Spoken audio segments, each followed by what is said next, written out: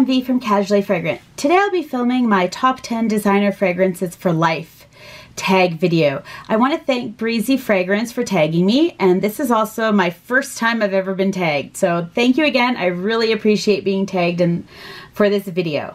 I guess the rules are to exclude all niche, and I excluded all exclusive, private blends. I also excluded celebrity scents, as well as some higher end designers that I guess some people are saying are niche, some are saying they're not. So I stuck with basically just designer fragrances. And I didn't realize how hard this would be. Not that I wouldn't be happy with these fragrances, because I definitely would be. It's more of leaving some of my other niche favorites on the shelf was kind of hard. But in no particular order, these are my favorite designer fragrances. So the first one I want to start with is Bonbon by Viktor and Rolf. I'm missing the cap to this, so I don't have that, but I am almost done this. If you can see, that's pretty much almost finished. This was my signature scent when it first came out, which was, it's a 2014 release. This, I love the bottle. I love the shape of it. It's like a big bow. This is a very sweet peach orange caramel with amber and sandalwood scent. It's sweet, but it's also grown up. I find that it can be for, you know, different ages. It's not just for, you know, like a younger sweet scent. I think it can be worn by almost everyone. I don't reach for it that often anymore, but it still takes up kind of prime real estate on my vanity perfume tray, where I keep most of my kind of most reached for ones. And I find, even though I'm not wearing it that often anymore, I think when I finish this, I will be repurchasing this. I just love having it in my collection. So that's my first one. My second one I've talked about on my channel before, and it is L'Imperatrice 3 by Dolce & Gabbana. L'Imperatrice 3 is such a beautiful, fresh watermelon scent. It's got kiwi, rhubarb. I did a video comparing this one to the Escada's new summer scent, Sorbeto Rosa. So if you're interested in a more detailed review of L'Imperatrice 3, I will link that video that I did down below. It's a fresh, sweet scent. It's absolutely perfect for spring and summer, and I also wear this to the gym in the winter time because it's fresh, and I have actually started to put a little bit of a dent in this one. Definitely will be repurchasing this one when I'm finished. Absolutely love it. So my my third scent is Daisy Dream. From the Marc Jacobs collection. Daisy Dream was released in 2014. It's a whimsical, fruity floral. It's not too heavy at all. It's a beautiful bottle. It's quite a metallic, so I'm going to try not to blind you guys. And it's got kind of a floral pattern here. I absolutely love this scent. It's just something that I think can be worn in, you know, spring and summer. It's got blackberry, wisteria, light, cheap hair.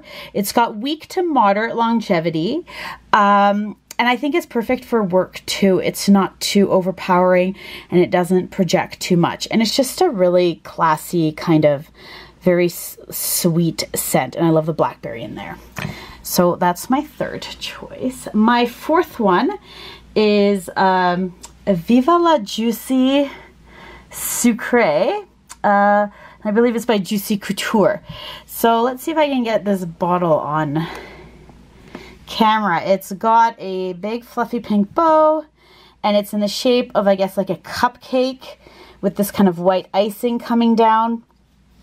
I love this scent. It's got whipped cream, vanilla, almond, cacao. It's got some fruit, just peach and florals such as gardenia notes. It's a very sweet gourmand scent, and I actually wear this before bed. I find it's very soothing and calming, and I know some people might say, why wear fragrance to bed at all, or why, you know, but I find it very soothing and calming, and I love the gourmand sweetness of this. I love the bottle. I think it's cute, and I think it's a great kind of sweet scent. And it's a cream that's very creamy, and it's done really well. I really like this one. If you like gourmand scents and you're looking for a designer scent, I would give this one a try. Don't let the bottle kind of fool you. I think it can kind of look, I mean, I think it looks kind of, I personally love the way the bottle looks, but I think it can kind of look for possibly a younger audience, but I don't think so. I think it could be worn by all ages. So then my next one is my fifth one. Let's go for some nighttime ones. For me, that is Black Opium by YSL. I love this one. There's not much of a dent in this bottle, but that's because I don't spray too much of it, because I feel like you don't really need that much of it sprayed. This is Vanilla Coffee Pear. It's got jasmine, almond. You start to see a bit of a trend here. I love almond scents, I love sweet scents, I love vanilla scents. It's got 6+ hours longevity for me and moderate sillage. It's definitely sexy. It's got kind of a, I believe it's marketed as a glam rock vibe to it, and I totally see that. And even the bottle's all kind of shimmery, and I just love this scent. And I personally wouldn't wear this one to work myself, but I think that in, you know, depending what you do and if you're allowed to wear a fragrance or not to work, I think, you know, you could maybe get away with it. But for me, I like wearing this in the evening. So that's Black Opium by YSL. Then there's a more new release from 2016, and it is Good Girl by Carolina Herrera. This is another very sexy nighttime scent. It's got tuberose, tonka, cacao, almond, praline. It's got very long lasting longevity and quite heavy projection on me. I think it's like a sexy flory oriental. I love the bottle. It's in the shape of a stiletto. I like this scent. I think it can be quite overpowering, so only, you know, a little bit goes a long way. But I wanted something in my 10 designer fragrances that was something that was like a heavy hitter. And I think that this lasts a really long time. It's a good quality scent, and I really like it. So it's made its way onto my list. Now let's see if I can do, so another one. This one is a 2017 release. This is Aura by Mugler. This has rhubarb, vanilla, orange blossom. Some say this has a medicinal herbal quality to it. I personally don't see that at all. I get a very unique woody aromatic scent. I got this when I went on a trip with my husband to Europe, and so it'll always bring back wonderful memories with me.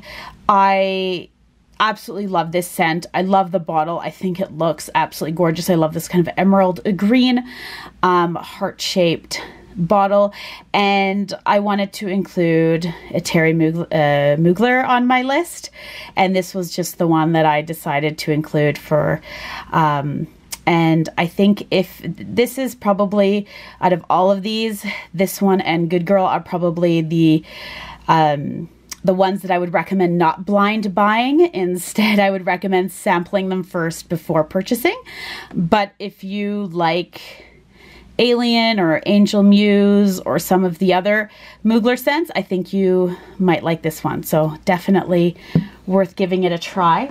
My number 8 one, it's actually, I just have a mini, and it is Acqua di Gio, and it's Giorgio Armani. Now, if I was limited to 10 designer fragrances for life, I guess we would be allowed to repurchase these, and I would go and purchase a full bottle of this one. I think this is a wonderful, inoffensive scent. It's versatile, it's fresh, it's got mint and lemon in it, it's citrusy, it's just a perfect scent for work, for spring, summer, if you want something very light and airy. And out of a lot of my designer scents, I didn't have anything like that. The other close one that I had was Daisy Dream, but even that's a bit too sweet. I wanted something that could just be very kind of like fresh out of the shower, you know, fresh smelling. And so I would pick up a full bottle of that one. And the 9th spot. So it was a bit of a toss-up. I was leaning towards one of either Viktor and Rolf's Flower Bomb, because this was a signature scent for a while. And as you can see, I've, you know, definitely used a lot of that fragrance. But the one that won out for the 9th spot is Ultraviolet by Paco Rabanne. I love Paco Rabanne's fragrances. I think they're done in a really good quality. I don't have any other ones on this list, but Ultraviolet was released in 1999. It's one of the first more expensive fragrances that I purchased when I was younger, and that really got me loving perfume. It's a powdery violet with a bit of spice. It's definitely very violet heavy. If you love violet scents, this is still available online. It has been discontinued. So I find this that I did purchase, I believe I got mine off of fragrancebuy.ca.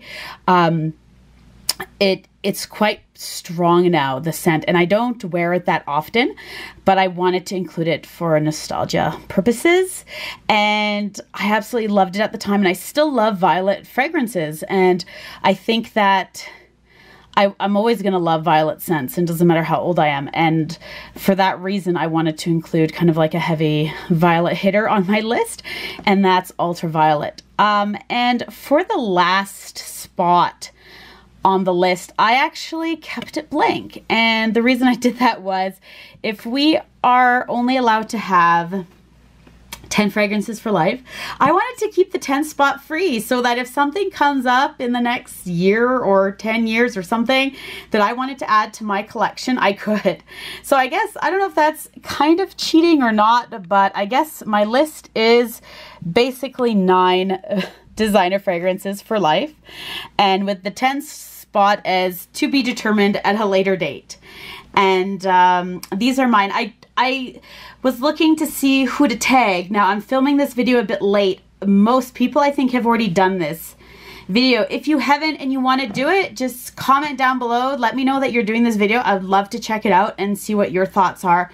So just tag yourself and let me know what your top designer fragrances are.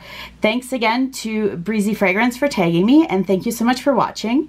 And if you like this video, please don't forget to like and subscribe.